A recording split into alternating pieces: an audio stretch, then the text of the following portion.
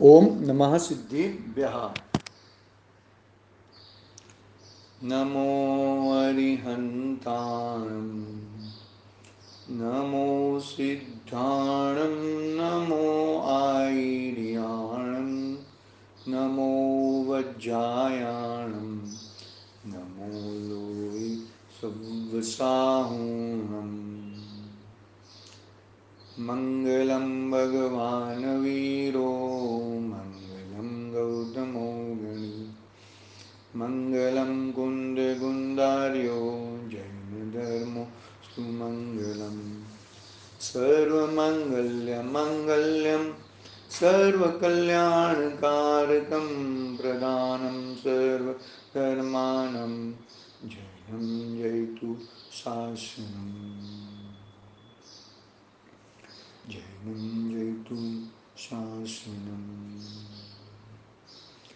यस्य स्वयं स्वभावाप्तिरभावे कुत्स्नकर्मणा तस्मै संन्यायरूपाय नमस्तु परमात्मने नमस्तु परमात्मने नमस्तु परमात्मने चेतिले चेतं चेत्या विना किम चालसी।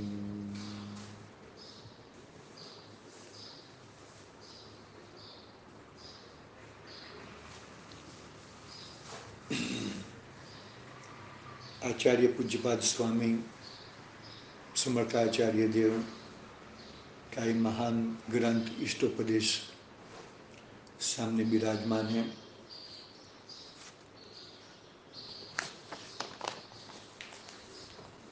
छठी गाथा तक अपनी चर्चा हुई थी, स्वाध्याय हुआ था।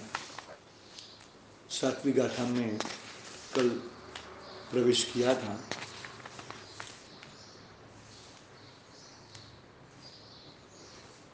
क्या पूछता है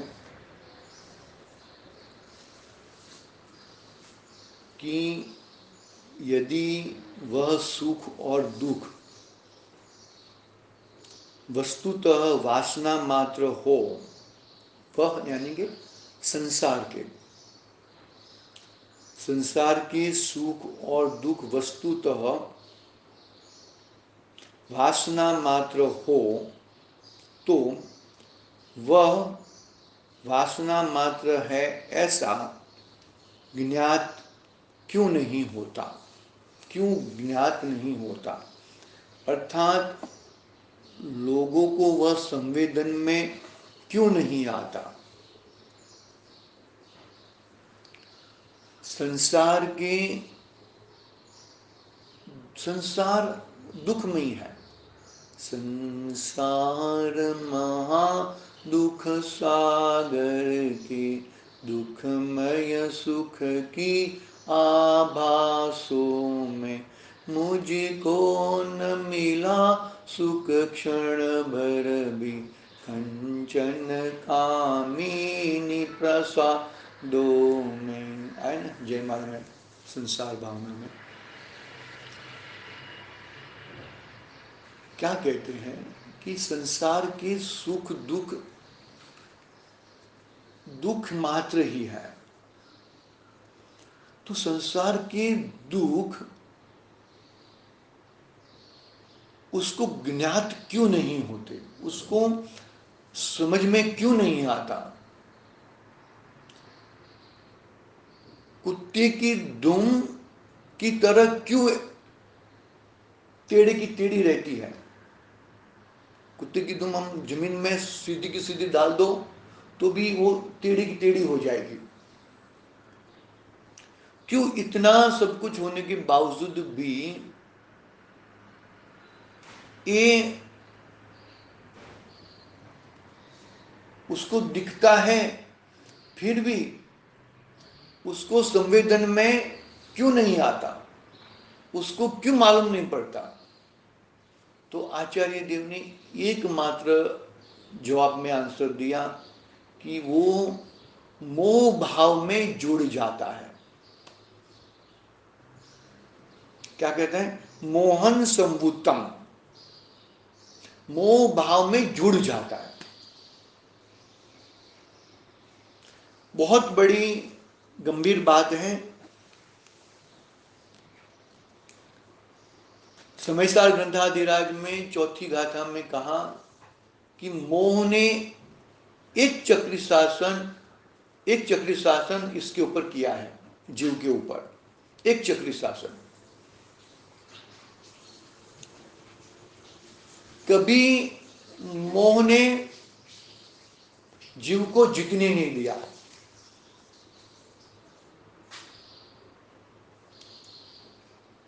लेकिन उस मोह को एकमात्र जीव ही जीत सकता है। आई बस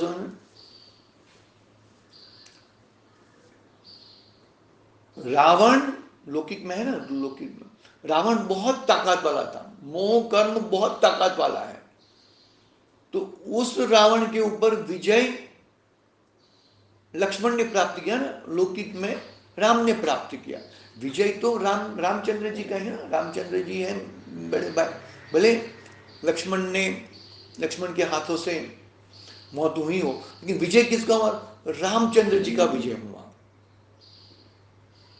तो ये मोह कितना भी ताकत वाला हो, लेकिन मोह इतना ताकत वाला होने के बावजूद भी जीव उससे और ताकत वाला है। रावण कितना भी ताकत वाला हो, लेकिन उससे ताकत वाला लक्ष्मण और ताकत वाला है, रामचंद्र जी और ताकत वाले हैं। तो जीव मोह से भी और ताकत वाला है। सिर्फ इतना आचार्य देव कहते हैं कि तू वो मोह कर्म के मोह भाव से जुड़ मत जा। मोहन संवुत्तम, मोह से तू जुड़ मत जा।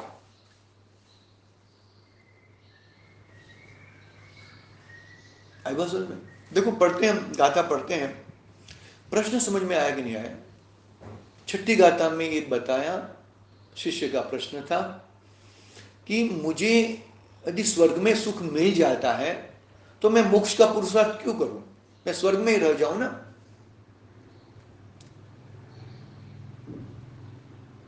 तो आचार्य देव ने स्वर्ग के सुखों को वासना मात्र बताया,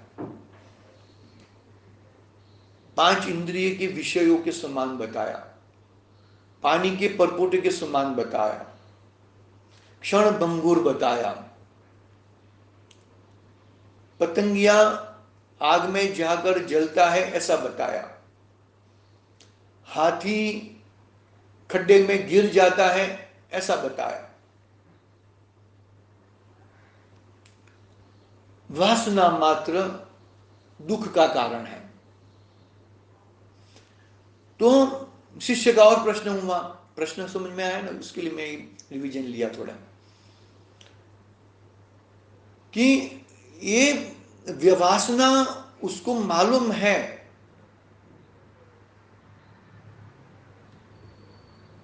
तो ये वासना से छूटता क्यों नहीं है?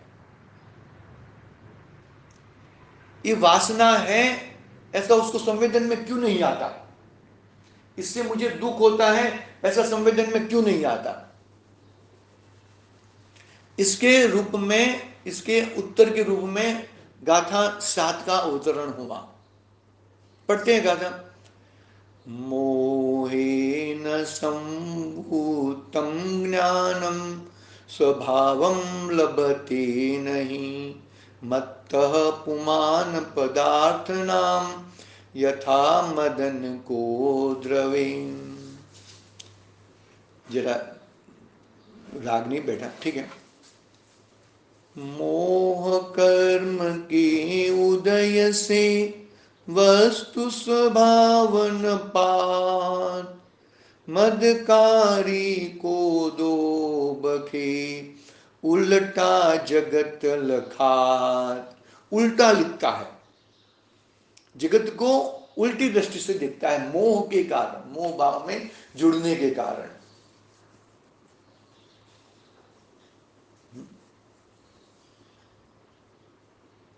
वसु राजा की कहानी है ना,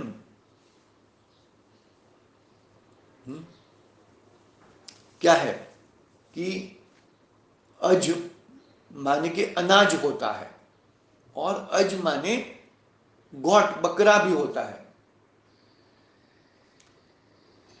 तो वो मोह कर्म के कारण गुरु माता के साथ जुड़ गए और अज को क्या कह दिया? बकरा कह दिया।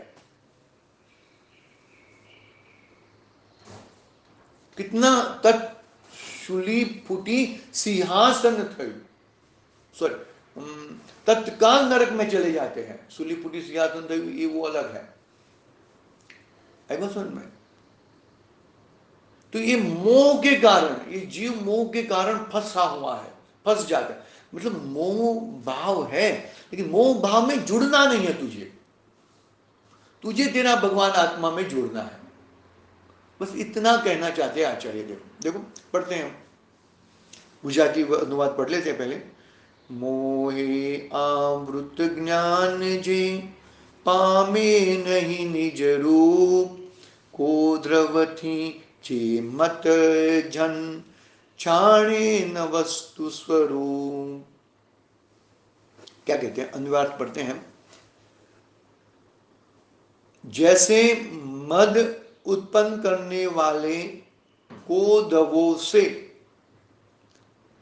कोदवों के निमित्त से उन्मत्त पागल बना हुआ मनुष्य पदार्थ को या पदार्थों का यथार्थ स्वरूप नहीं जानता, तथा मोह से आच्छादित हुआ ज्ञान वास्तविक स्वरूप को नहीं जानता। कहा ना, मोह को कैसे? मद उत्पन्न करने वाले कोदव, यानी कि जो दारू पीने वाला है, नशा करने वाला है, वो नशा करने वाला व्यक्ति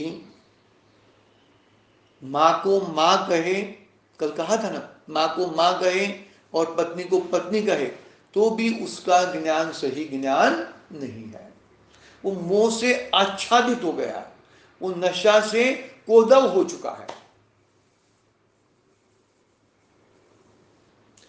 जैसे मद उत्पन्न करने वाले कोदवों से, कोदवों के निमित्त से उन्मत्त पागल बना हुआ मनुष्य पदार्थों का यथार्थ स्वरूप नहीं जानता, तथा मोह से आच्छादित हुआ ज्ञान वास्तविक स्वरूप को नहीं जानता।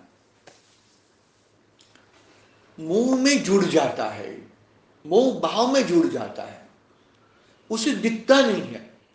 पूरा समुद्र उसको 4x4 चादर के सामने पूरा समुद्र दिखता नहीं है, ज्ञान का भरा हुआ समुद्र उसे दिखता नहीं है। दुख की बात है ये दुख की बात हमें दूर करनी चाहिए, मोह को हटाना चाहिए। मोह को हटाने के लिए अपना ज्ञान स्वभावी आत्मा को आगे लाना चाहिए।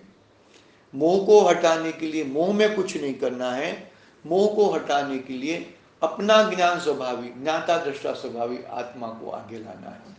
इसकी बात आगे करेंगे, कल करेंगे। आज जरा समय ज्यादा हो गया है। आज के लिए ओम नमः सिद्धिभ्यः। निज निधि निज में बताई यह